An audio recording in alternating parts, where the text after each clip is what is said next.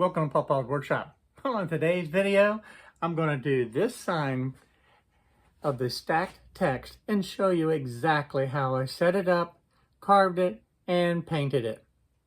So let's get started. A day in the shop with Papa and Papa's Workshop.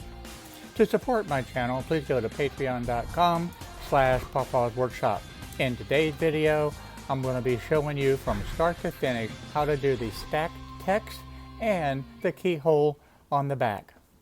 If you'd like to be able to download this sign and be able to carve it just as it is, I'm going to have a link in the description below so that you can go to the Inventables project page and download this file. And keep in mind, you can take this format and be able to change and do anything that you wish. I want to start out this project by showing you actually what is happening. In the first step, we're going to take this dark area right here, and this is the darkest area, so that means it is the deepest area, and we're going to be able to carve that down 0.2 of an inch. The next layer is this background for the word family. It's a little bit lighter gray. That is going to be carved down 0.1 of an inch. So in essence, the family, the word itself, will be raised 0.1 of an inch above this flat surface here for the bottom of the pocket, and it's also going to be 0.1 of an inch below the surface. Now the white area, which is the words thankful and blessed, have a 0 cut depth. This black dark line around it is going to be used to be able to cut out the project once we've completed everything inside. I also want to show you the work pieces that I have down below. The first one is the one that we're looking at now, and I call this the template. And the reason being, it has all the different features on it. But you really can't carve from this one, because to be able to show you everything, it's actually set up with an 1/8 inch bit. And the detail over here does not have the actual detail that you're going to get when you look at the other work pieces. So let's go to the second work piece. And this is the one that we're going to be doing the 2-stage carving. That's right, this is the best way to do the stacked text sign, is with the 2-stage carving. In this case, we're going to be using a 1/4 inch end mill to be able to come through and do the roughing pass to be able to clear out all of this material. And you can see it over here in the preview, how it's going to carve down and take out the bulk of the material. Once all of that is done, then we're going to switch over. We're going to use a 60-degree V-bit, and we're going to carve out everything else and get all the detail that you see here. Now you'll also notice that this line right here for the cutout is not in this particular workpiece. The only thing we're doing is the 2-stage carving here. Then we're going to switch to our next workpiece, and it's labeled as the cutout.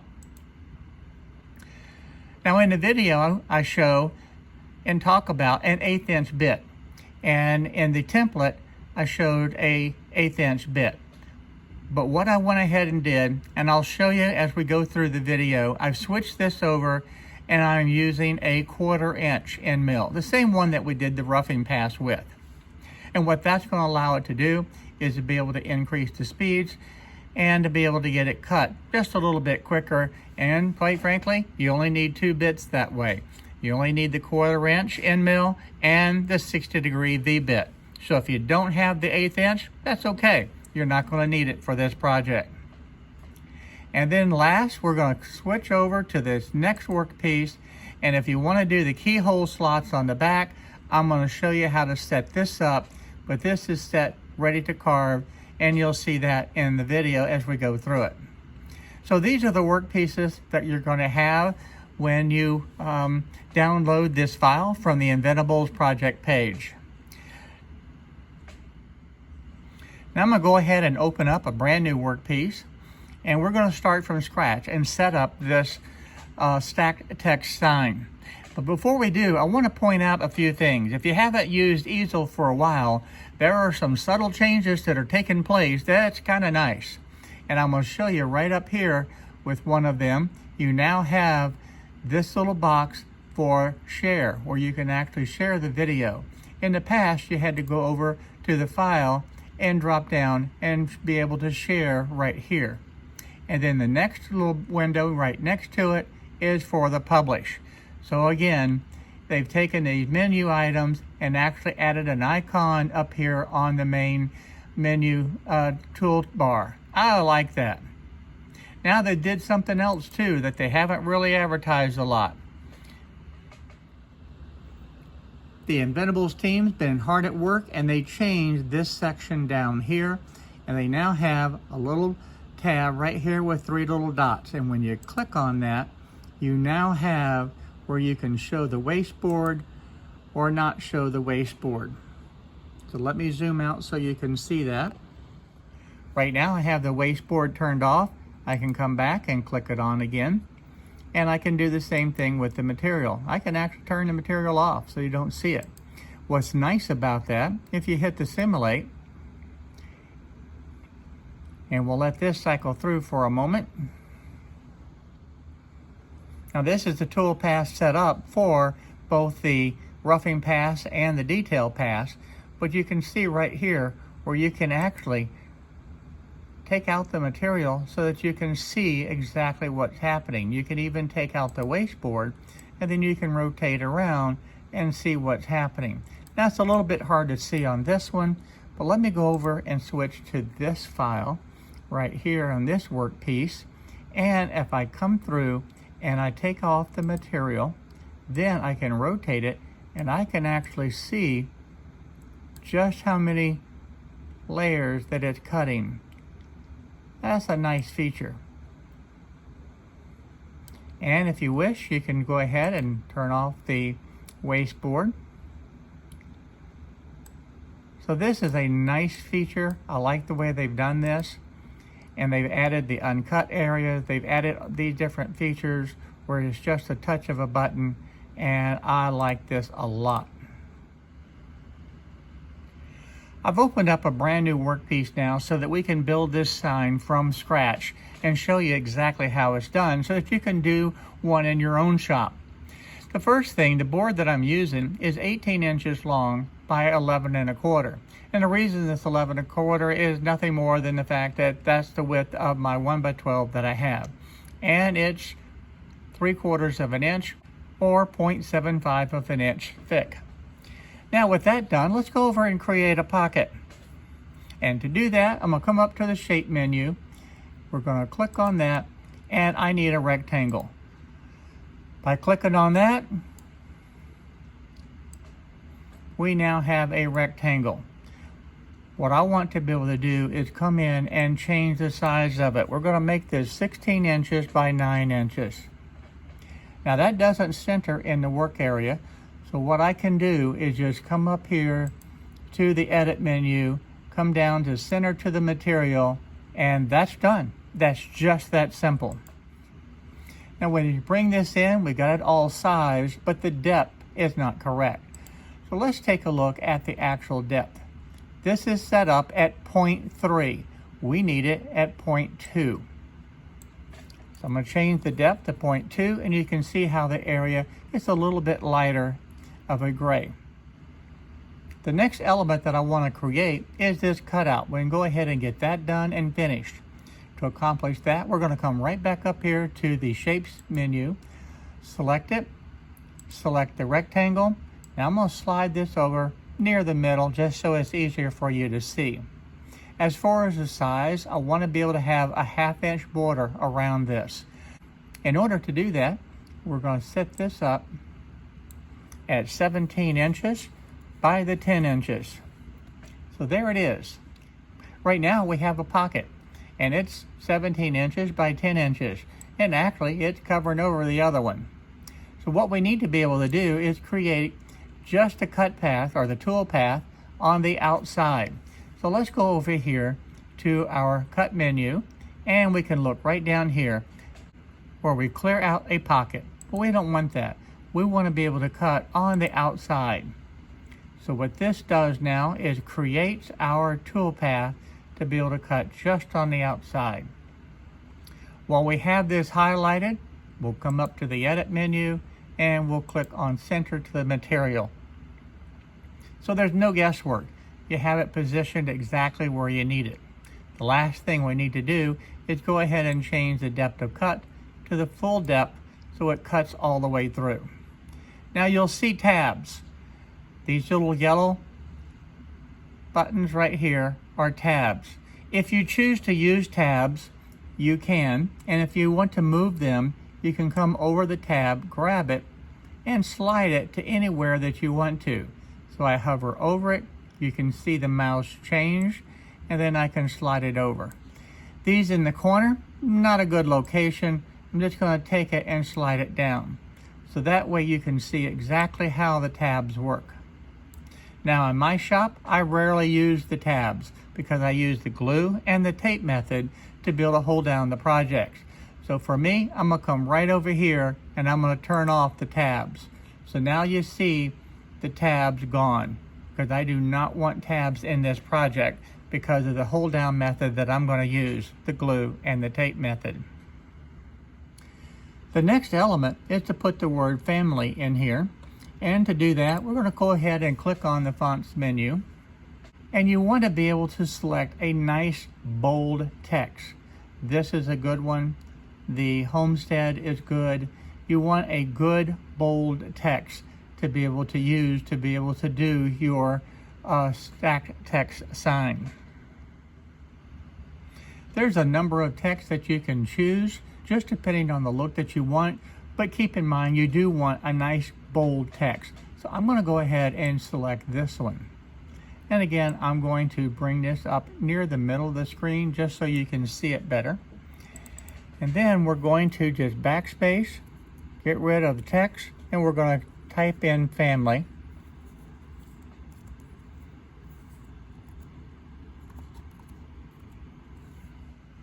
Now I have family typed in. Let's go up to the little handle. All right.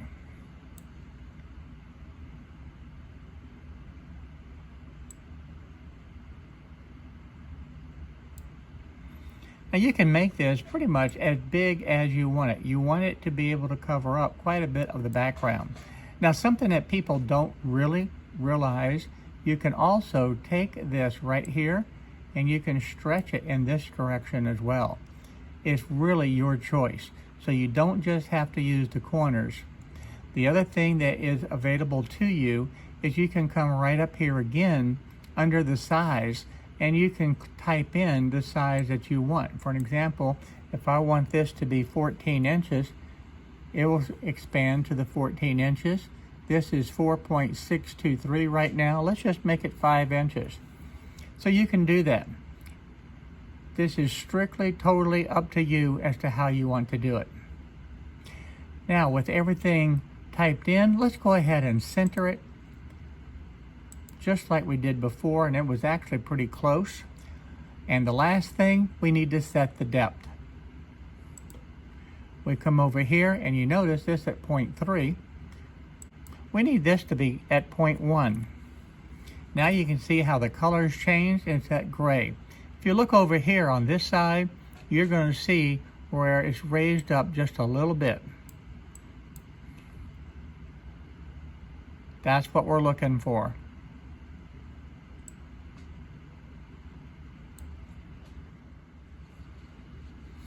Now the last element is to put the words in script on top of the word family. So let's go back to the text menu. And in this case, you want to be able to use a script. So you're going to use something like this one. You know, there's a lot of different ones that you can choose to go through. The one that I chose was this one right here. It does not have to be this. Now what I'm going to do right now is just go ahead and set this to a 0 cut depth and verify that it's actually 0. Because that's going to make it where it's a little bit easier to see while we're typing this. What we're going to do is just type in the word thankful. And of course we got the extra T in there. We're going to have to get rid of that. Now with that word done, we can go ahead and we'll type in the other word at the same time. We'll come back up here to the text menu. We're going to use the same font. We're going to go ahead and change that to a 0 cut depth. We'll slide it over here.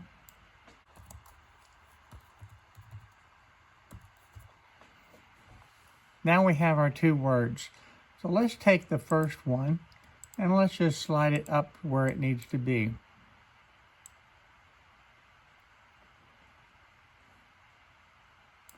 And now we can grab the handle and we can make it larger. And this is where your creativity will come in.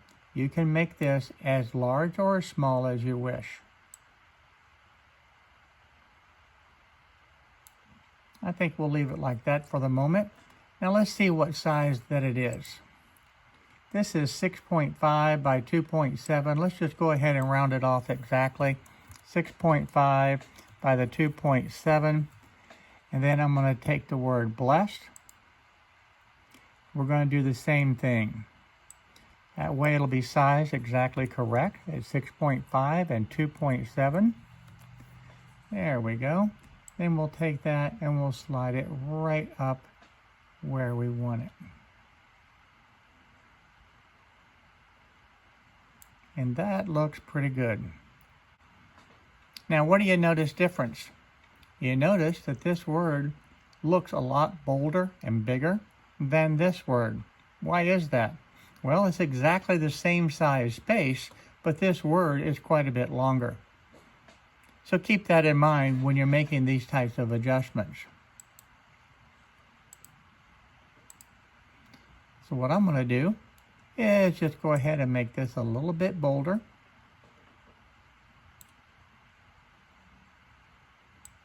We'll slide that right over here. And I think I'm going to make this one actually just a little bit smaller. And we'll bring this one down a little bit. Again, this is strictly up to you on how you want to place them in there. But that actually looks quite nice. At this point, our sign is completed. Now this is our template. You really can't carve this one, because if you only use the 1/8 inch bit, it would not look good. If we switch over to the 1/4 inch bit, just so you can see what it's going to look like, you're not going to be happy with it. So you can see how that looks, and not good. Plus it's going to take an extremely amount of time.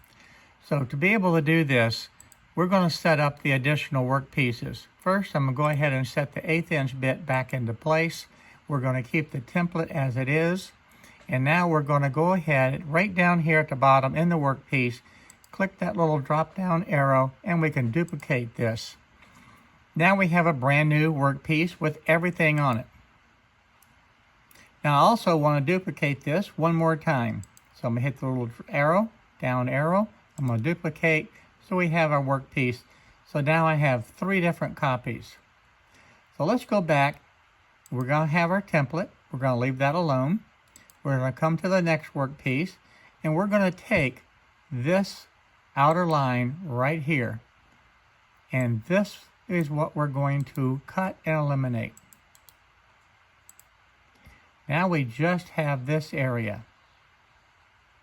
At this point, now we can set up the 2-stage carve. I'm going to come over and we're going to change this bit to the 1/4 inch bit. So that part is done. We're going to go right next to it, and there's a little plus sign.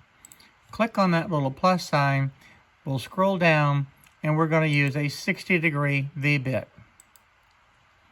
So now we have our 2-stage carving. We're going to go ahead and click on Detailed View. And that is what your sign is going to look like. That looks awesome. Absolutely beautiful. This workpiece now is completed, and this is the one that you will carve. Let's go to our 3rd workpiece that we created. And this time, we need to be able to leave this cutout in place. But we need to select this information in here. This is what we need to cut.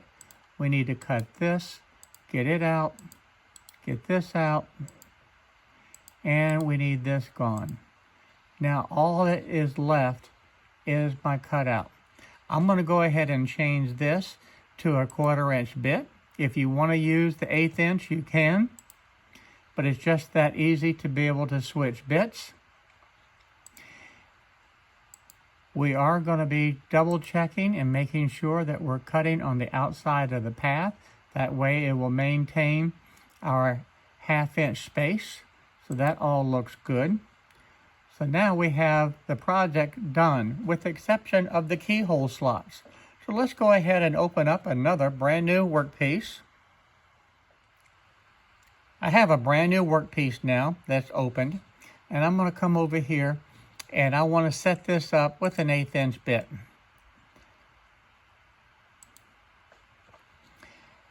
Now I'm going to go over to my apps, click on that, right there on that drop down menu, and we'll scroll down and we will locate the keyhole generator.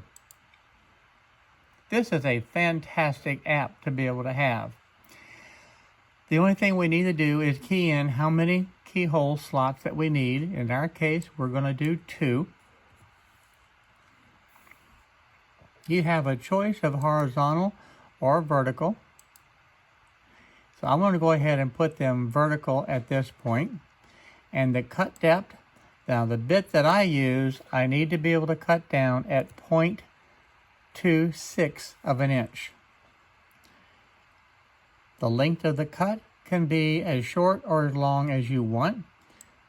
Now it has it set for 1 inch. You can just easily change that to 1.5. Doesn't matter.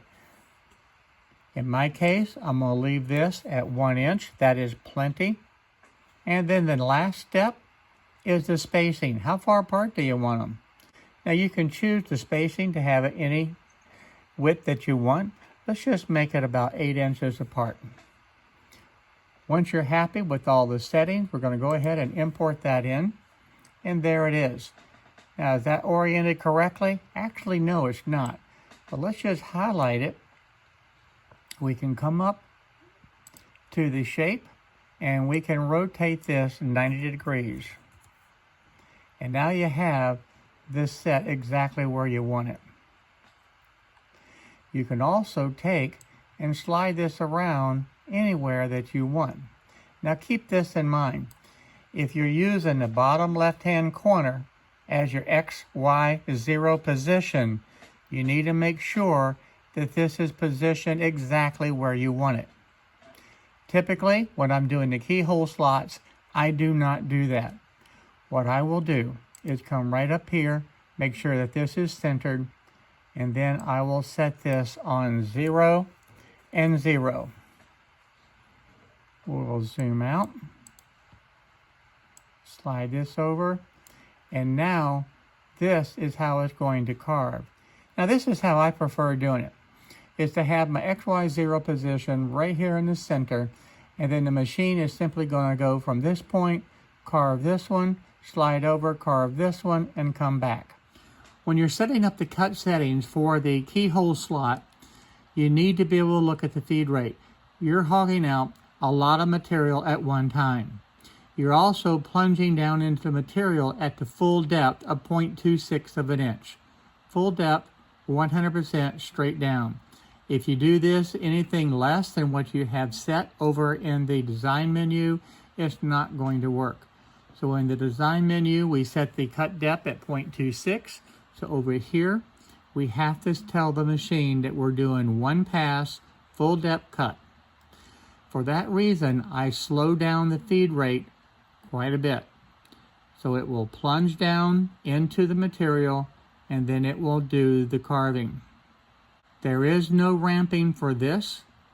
We want to be able to keep this vertical where it goes straight down into the material. If you do a ramping operation, or if you have this accidentally set, it's going to carve incorrectly. So with all of these settings done, we can go ahead and close that window and we can actually simulate it. We'll go ahead and hide the material.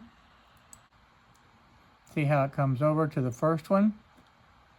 It does full depth, cuts the, and then back. It's that quick. Does not take long to do the keyhole slots. We'll go ahead and put our material back in there now. The last thing we need to look at is our cut speeds. Now, this is a 1/4 inch bit that's cutting all the way through the material. I'm going to go ahead and do the feed rate at 60 inches per minute. I'm going to leave the plunge rate at 9 inches per minute, and the depth per pass, we're going to go ahead and make this at 0.06. Now you can change this and put any settings that you want to have in here. The other thing that I'm going to use is the ramp feature. So that way it will slowly go into the wood. It's not just going to plunge down. So we have all of these settings verified, so we'll close that out now. Now the last thing we want to check on is the actual settings for the feed rate and such. So we're going to come right up here to the cut settings, and now it has a window that shows the roughing pass for the 1/4 inch bit and the detail pass with the 60-degree bit. Now I want to change the feed rate. For this roughing pass, I'm going to change and put in 120 inches per minute. I'm going to leave the plunge rate the same. The depth per pass, we're going to change this to 0.05. Over on the detail bit, I'm going to change the feed rate to 60 inches per minute. We'll leave the plunge rate the same. We'll leave the depth per pass the same, and that will have all of our settings set. Now at this point it's time to go ahead and cut the wood. Now I'm using a premium pine 1x12, and I'm just going to cut this at the 18 inches. It'd take quite a bit of time to be able to show you each and every single step, but guess what? I still have a few surprises as we go through this video. Now to set up this project onto the wasteboard, as I said earlier, I use the glue and the tape method to be able to hold it down. And I'm going to go ahead and put a link in the description below, so if you want to be able to purchase the Starbond CA glue, there will be a link there for you, and you'll be able to save 15% off the purchase price. Now I want to point out one thing. A lot of times people go way overboard on the amount of tape and the glue that they use. You notice here, I'm only using 2 strips of tape on the project board. That is plenty to be able to hold it in place. Now the glue that I'm using today is a Starbond thick. Now the thin or the medium will work just as well. Now this is the accelerator that makes it, quite frankly, bond almost instantly. Now keep in mind, I'm using the thick because that's what I have available. And if you want to use the medium, if you have that, or the thin, it works just fine.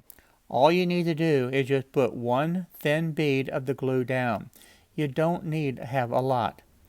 A little bit goes a long way, and the holding power is amazing. The accelerator just takes a little bit of spray on each of the pieces of the tape, and then you're ready to be able to put it in position. You line it up exactly where you want it, and then press it down and hold it for just a couple of seconds, and it's bond. It's done, and it's ready to be able to carve. Now I've got the machine turned on. I'm going to go through the homing cycle, and this will bring the machine to the front left-hand corner, and it is set. Now I move the machine over to the XY work 0 position, and that's going to have it exactly at the bottom left-hand corner. And you can see if I rotate the bit, and if I have the camera just in the right spot, you can see that's exactly where it needs to be.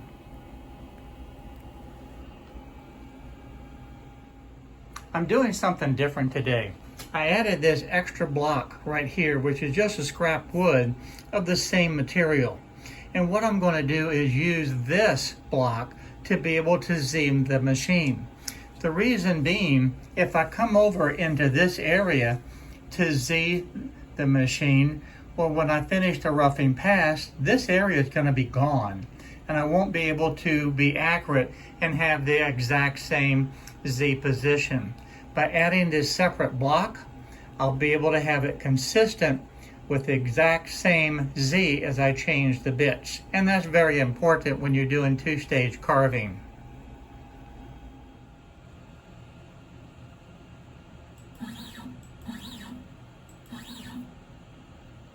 So I just moved over 3 inches, and I'm going to Z the machine at this point.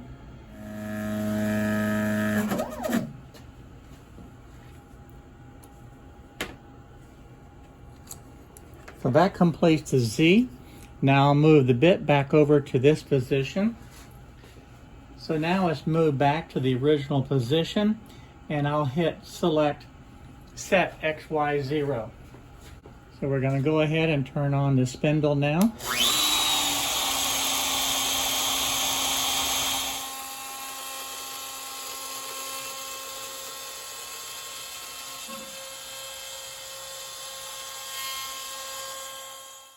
Now I want to point out to you that I'm carving this at 120 inches per minute, and it's doing excellent. Now I have that in the settings, but your machine may or may not be able to handle that speed, or quite frankly, it may be able to go faster. Now each machine is going to be different, so you need to be able to adjust these feed rates depending on your machine and what your machine is capable of. At 120 inches per minute, my machine is handling that very well, and quite frankly, I could probably go higher, but I don't want to do that, and I'm only going to limit the settings in the file that I put on the Inventables project page at the 120 inches per minute. So please be aware of that and adjust your machine accordingly so that you're not going to cause any problems or damage to your machine. But if you look at the quality of the carve, it is doing an absolutely fantastic job on this machine. Now the other feature that I'm using to be able to do this roughing pass is the raster setting. And I set it up so that it would cut with the grain.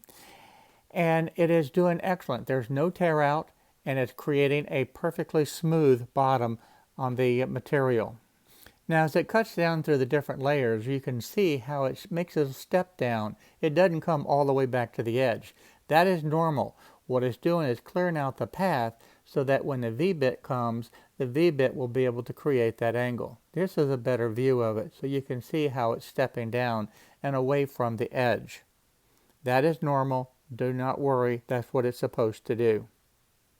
Now I'm not sure if you're going to be able to see this in the camera or not, but if you look at the surface that is being cut away, this is perfectly smooth, and there is absolutely no sanding that is required. I turned off most of the lights in the shop so that you can actually see the shadows and get a better feel for how this is actually carving with the roughing pass. And you can see how it steps in layers and how it has cut all away the excess material. And then the same view with the lights on, you can see a world of difference, but you might be able to see a little bit more of the detail with that roughing pass completed. Now we're switching over to the 60-degree V-bit. I'm going to home the 60-degree V-bit in that exact same location as I did the roughing pass. Time you change bits, you run the risk of slight movement, so I'm using the Hughes last XY0 position. Now I want you to pay particular attention when I turn the router on. Listen to the noise. That chattering noise is not normal. Moving the camera closer so you can hear it.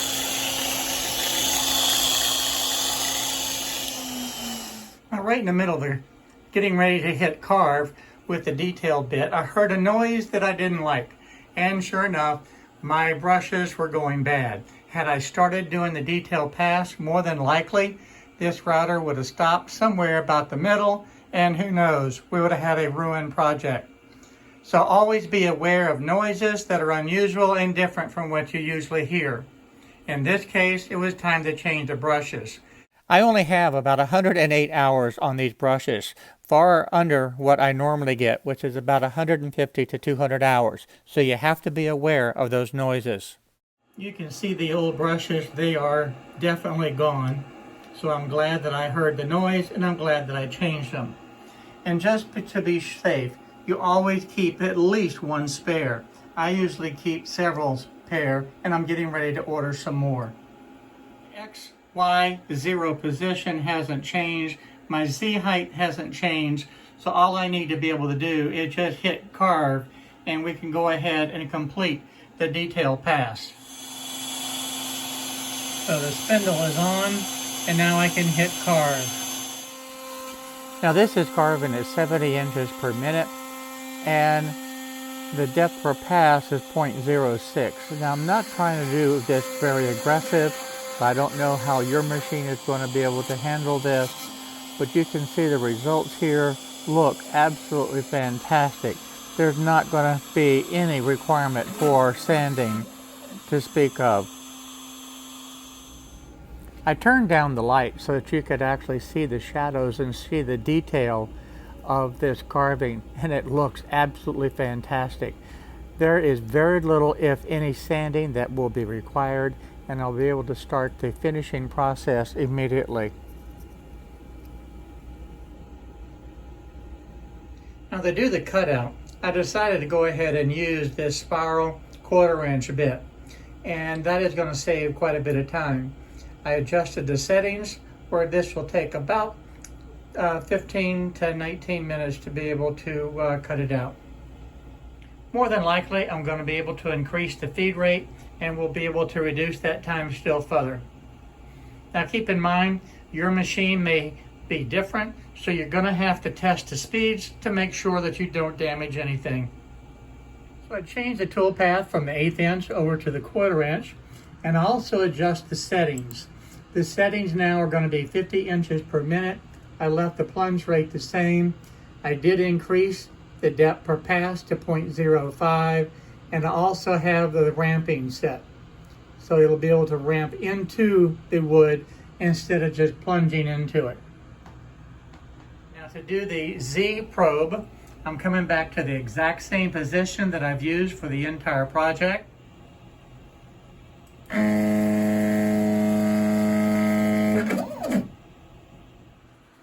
Again, I'm using the use last XY0 position just in case there was any slight movement during the bit change.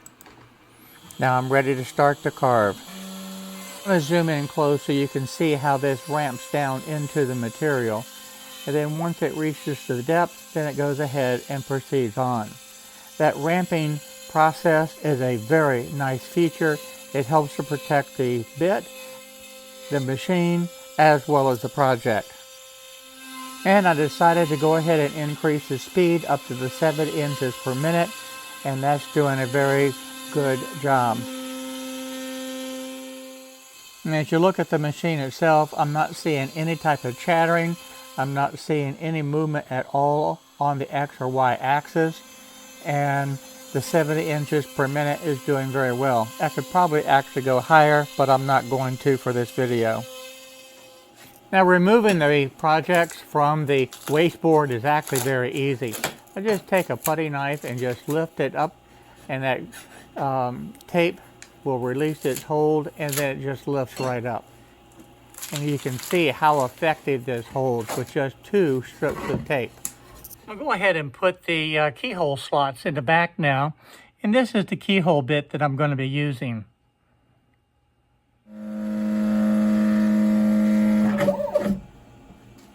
If you recall, my XY0 position is right where the router is at this point, and I positioned the project where I wanted those keyhole slots to be. So then it slides over as the simulation had shown earlier in the video, and it is carving the first keyhole slot. Now it's moving left and right to be able to clear out the sawdust, because remember, this is plunging down full depth and cutting this slot, and it has to be able to remove that sawdust. When it finishes that 1 inch long keyhole slot, then it comes back to the original position and then moves over to the other slot, plunges straight down, and then does the same thing. It cuts a little bit, clears the sawdust, and continues that until it finishes. Now remember, it is carving at 10 inches per minute. So it's going very slow because of the amount of material that it has to be able to remove. Once it's finished, it exits out of the same hole and returns back to the XY0 home position. To start the finishing process, I'm just using clear shellac, brushing it on, making sure that it gets into all of the parts so that it has really good coverage. Once that dries, then I will go ahead and start adding the color to it.